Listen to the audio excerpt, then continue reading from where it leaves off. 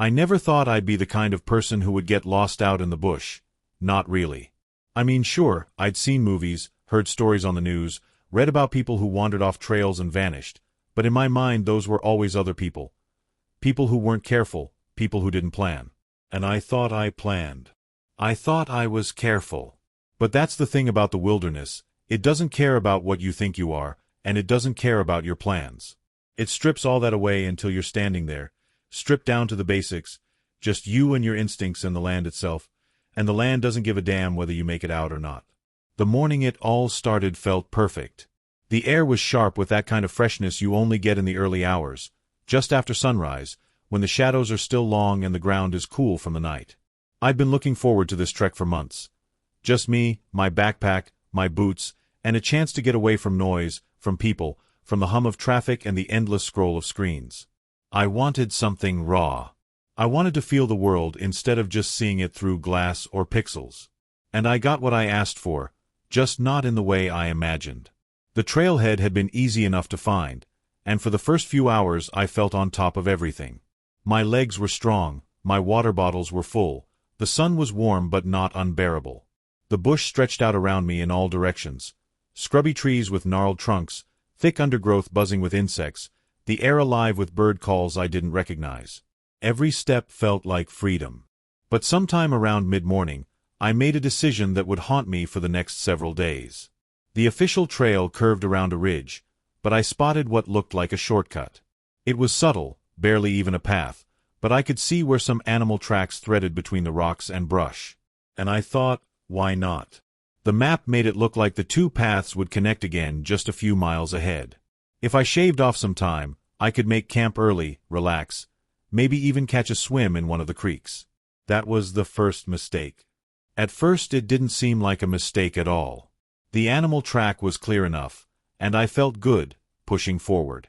But within half an hour the ground turned rougher. Rocks gave way to patches of thick grass, thorny shrubs clawed at my pants, and the sun started to climb higher. The track split, faded, reappeared, until finally I wasn't sure if I was following anything at all. By the time I realized how far I'd strayed, the official trail was long gone behind me, hidden by ridges and brush, and when I turned to retrace my steps, nothing looked familiar. That was the first moment my stomach tightened with something I didn't want to call fear. I remember stopping, listening, hoping I'd hear another hiker somewhere, or maybe the sound of water. But all I got was the dry rasp of wind through leaves and the distant sharp cry of a bird. I pulled out my phone, half expecting no service, and sure enough, no bars. Just a blank screen, mocking me. I shoved it back in my pocket, took a breath, and told myself not to panic. People only got into real trouble when they panicked. I had food, I had water, I had a compass. I wasn't lost. Not really. I just needed to keep my bearings, head west until I hit the main trail again. Simple. But the bush isn't simple. The sun overhead doesn't sit still, and trees don't line up like road signs. Every ridge looks like the last. Every patch of scrub blurs into the next. And little by little, I realized the land wasn't bending to me. I was bending to it. By noon the heat hit like a hammer. The shadows shrank to nothing, and the air felt like it was pressing down on me, squeezing the sweat out of my skin faster than I could drink. I rationed my sips, but each swallow felt like pouring water into dry sand. And that's when I saw the first snake. It was stretched across a sun-baked rock, barely a few feet from where I was about to step. At first I thought it was just a branch, until it shifted, smooth and slow, and lifted its head. Its scales shimmered, dark bands running along a pale body, and its tongue flicked the air like it was tasting me. My whole body went rigid. I'd read about snakes in this part of the country, some harmless, some deadly, but in that moment the categories didn't matter. All I knew was that one wrong step could be my last. I froze, heart pounding, until finally the snake slid away into the brush, silent as water. I exhaled only when I couldn't see it anymore. And then, for the first time, I understood in my bones just how dangerous this place could be. It wasn't just about finding the trail again. It was about surviving long enough to do it. The day dragged on. The sun burned overhead, and I forced myself to stop, crouching in the thin strip of shade cast by a rock outcrop. I pulled out my map, but the lines and marks swam in front of my eyes. I couldn't match them to what was around me. The ridges and gullies on paper looked simple, but in real life they twisted and tangled like a maze. When I took a drink, I realized with a jolt that one of my bottles was already half empty. I had maybe 1.5 liters left in total. At home, that would have felt like plenty. Out here, under this sun, it felt like nothing. The next hours blurred into a haze of walking, stopping, scanning the horizon, then walking again. I started noticing movement everywhere, lizards darting across the path, ants swarming, the brush twitching with the unseen crawl of spiders. At one point I brushed against a branch and spotted a spider the size of my palm clinging there, its legs splayed wide, its eyes catching the light. My skin crawled and I jerked back, almost tripping over a rock. Out here, every bite, every sting could mean disaster. When the sun finally sank lower, painting the sky orange, I felt a wave of relief. The heat faded, and shadows stretched long again. But with the relief came dread. Because night in the bush wasn't safety, it was another kind of danger. I knew I had to make camp, even if it wasn't where I wanted. I found a flat patch near some rocks, cleared away brush as best I could, and sat down heavy, my body aching with fatigue. I chewed on some of the energy bars I'd packed, dry and tasteless in my mouth, and washed them down with another precious sip of water. As the sky darkened, the noises of the bush shifted. Birds quieted, replaced by the steady hum of insects, and somewhere in the distance, I heard a sharp, high-pitched yip, maybe a dingo. The thought of animals creeping closer in the dark made my skin prickle, so I built a small fire with what dry sticks I could gather. The flames were weak, but they gave me a bubble of light, and in that bubble I tried to convince myself I was safe. But sleep came in fragments, broken by every rustle, every snap of a twig. At one point I woke to find a huge spider crawling near the edge of my pack, its body glistening in the firelight. I grabbed a stick and flicked it away, heart pounding so hard it made me dizzy. That night felt endless, the darkness pressing in on me, my mind spinning with thoughts of snakes slithering into my sleeping bag, of spiders creeping across my face. When dawn finally came, pale and gray, I felt like I'd aged years in a single night. My throat was raw with thirst, and when I lifted my bottle, I realized with a shock I had less than half left. A few sips, maybe. That's when the real fear set in. Not just unease, not just nerves, but the cold, clear fear of dying out here. Dehydration kills fast in heat like this. And I knew if I didn't figure out water soon, my body would start shutting down. I remembered something I'd read once, about finding moisture in plants. Condensation, dew, sap. It wasn't much, but it was something. So I started looking, turning over leaves, scanning the ground for signs of green. Most of what I found was dry, brittle, offering nothing. But finally, after what felt like hours, I came across a patch of succulent-looking plants, their thick leaves cool to the touch. I tore one open with my knife, and inside was a gel-like moisture. I sucked at it, grimacing at the bitter taste, but it was liquid, and my body seized on it like salvation. That small victory gave me the push to keep moving. I rationed the last of my bottled water, sipping only when my tongue felt like sandpaper, and kept searching for more plants, more signs of moisture. Each one I found was a reprieve, but never enough. It was like chasing shadows. And all the while, the bush reminded me I wasn't alone. Once, I startled a snake coiled near a fallen log, its body tensing, tongue flicking. Another time, I brushed aside some branches and nearly put my hand into a spider's web. The creature crouched at its center, massive and motionless. My nerves frayed, my hands shook, but I forced myself to keep going. Because stopping wasn't an option.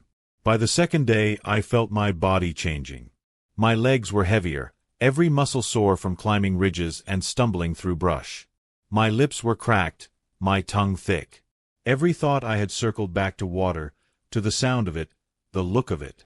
I imagined creeks trickling under rocks, imagined plunging my face into a stream and drinking until my stomach hurt. But all I saw was dust and scrub, patches of dry grass rattling in the breeze, and the endless shifting shimmer of heat waves. The sun was brutal that day, even harsher than the first. I knew if I tried to keep walking in the open I'd collapse, so I forced myself to think smarter. I found a rocky overhang, the kind of shallow cave animals might use, and crouched inside. The air was still hot, but shaded at least, and the stone felt cooler under my back. I curled there for hours, listening to the buzz of insects, letting the worst of the heat pass overhead. That was when I started talking to myself.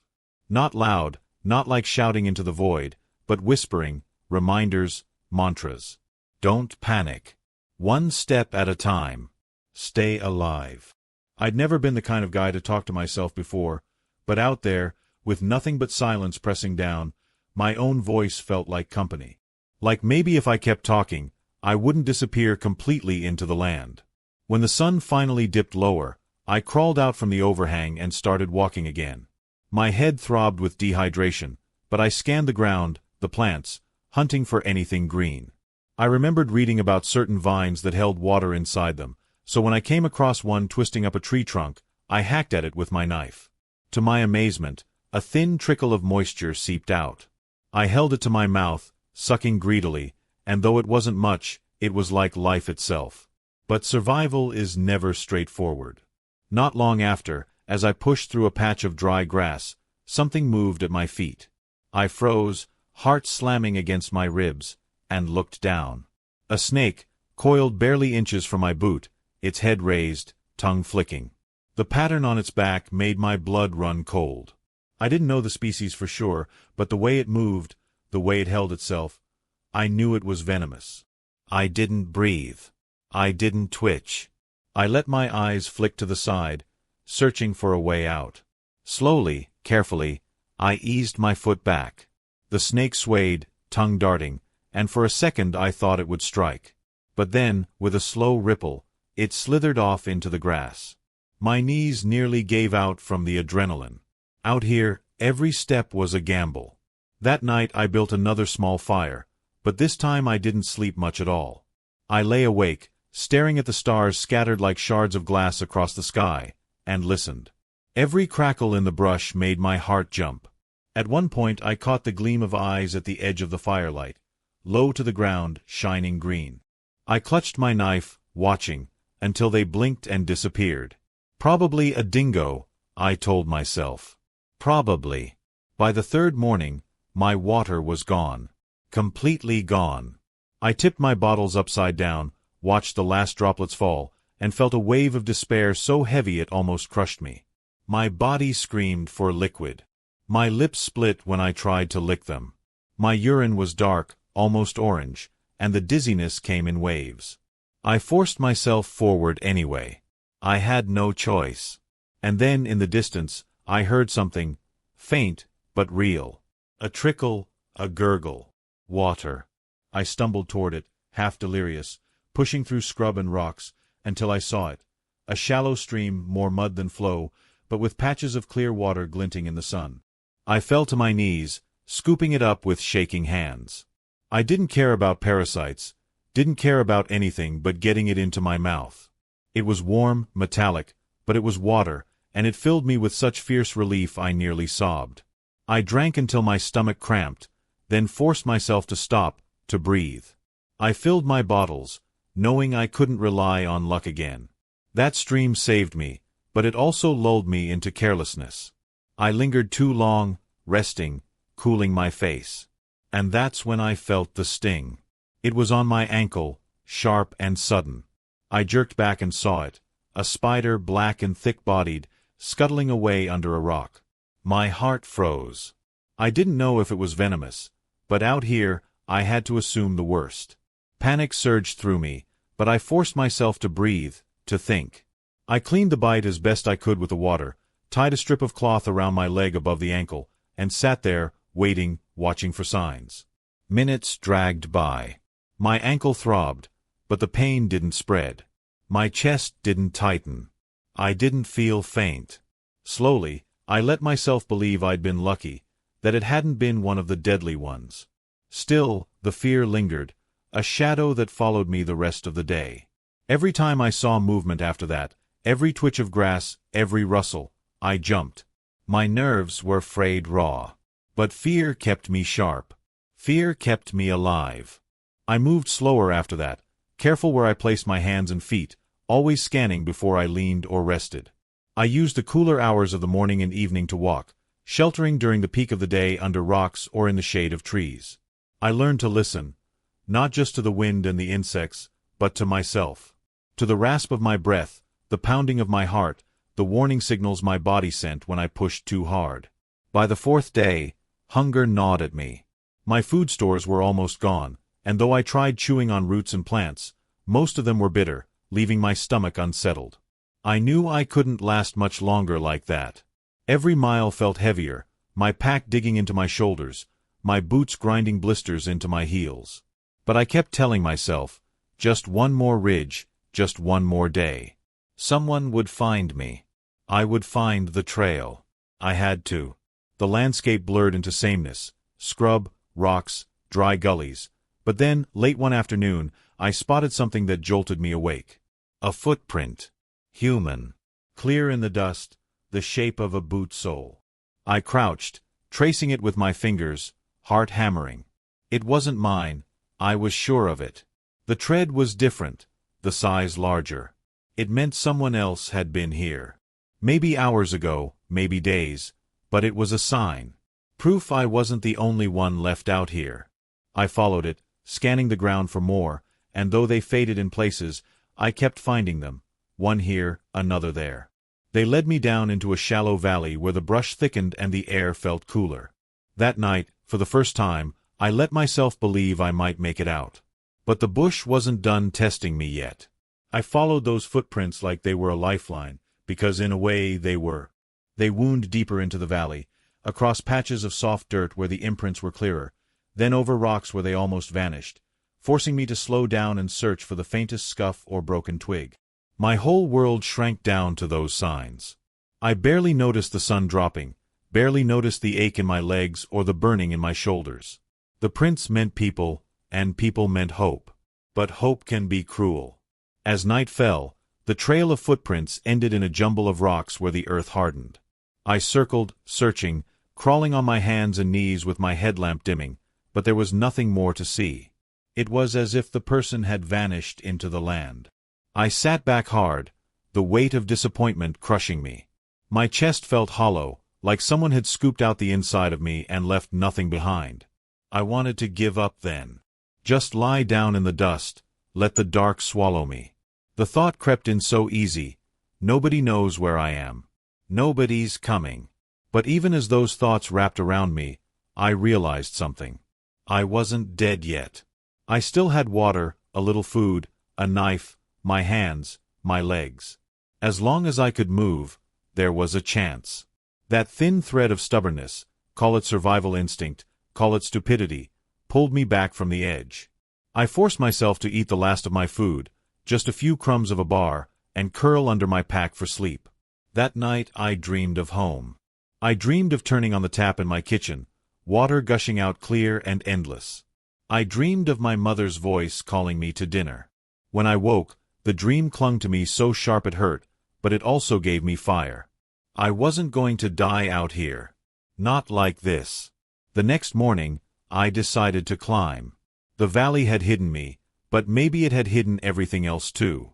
If I could get high enough, I might see a road, a line of power poles, even smoke from a farmhouse. Something. Anything. The climb nearly broke me. The slope was steep, covered in loose rock that slid under my boots, sending me scrambling. My hands bled from grabbing sharp edges, my throat burned, but I kept moving, inch by inch. Halfway up, I startled another snake sunning itself on a ledge. My heart leapt into my mouth, but this time I didn't freeze. I gave it space, circled wide, eyes locked on its coiled body until I was past. Fear had become part of me, a steady background hum I couldn't turn off, but it kept me alive. When I finally hauled myself onto the ridge top, the world spread out around me in every direction. For a long time I just stood there, swaying with exhaustion, scanning the horizon.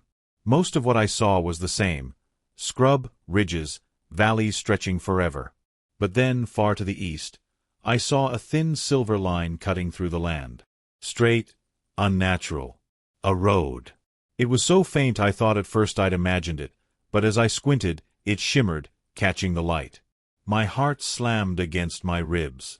A road meant cars. Cars meant people. The distance between me and that silver line was impossible to judge. It could have been miles, it could have been days of walking. But it was direction. It was something real. I tied a strip of fabric to a branch, a makeshift marker, and set my compass. The next 2 days blurred into a rhythm of pain and grit. Walk at dawn, hide at midday, walk again in the evening. My boots rubbed my feet raw, each step a fire in my heels, but I kept limping forward. My water ran low again, and I sucked moisture from vines, chewed bitter leaves, anything to keep moving.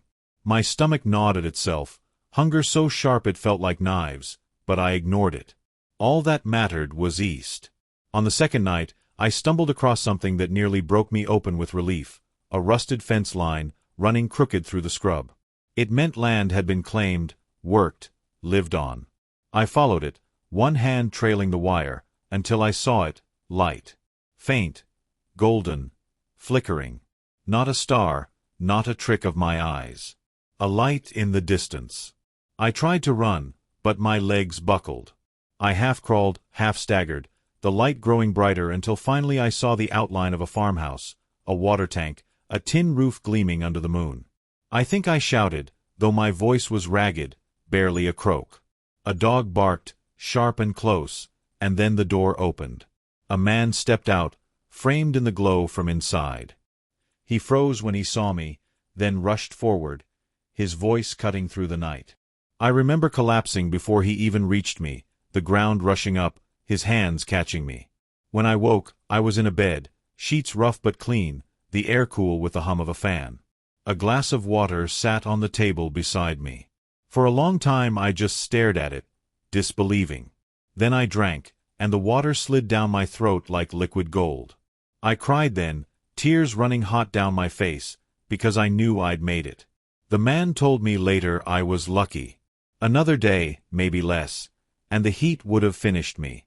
The snake encounters, the spider bite, they could have gone differently too. Out there, luck and choices weave together, and somehow I'd threaded the needle. Even now, telling this story, I feel the weight of it. The bush didn't care about me, didn't try to kill me, but it tested me. And I learned that survival isn't about being fearless or strong, it's about being stubborn. About refusing to stop, even when everything in you wants to lie down and give up. When I look back, I don't see a heroic adventure. I see a young guy who made a mistake, who thought he could take a shortcut, and paid for it with days of fear and suffering. But I also see someone who clawed his way back, who learned to listen to the land, who found water in leaves, shade in rocks, courage in the face of fangs and shadows. If you're hearing this now, maybe you're planning your own hike, your own trip into the wild. My advice is simple. Respect it. Respect the land, respect the sun, respect every creature you meet. And never, ever take it lightly. Because the wilderness doesn't forgive arrogance. I'm living proof of that. I walked out of the bush scarred, thinner, humbled.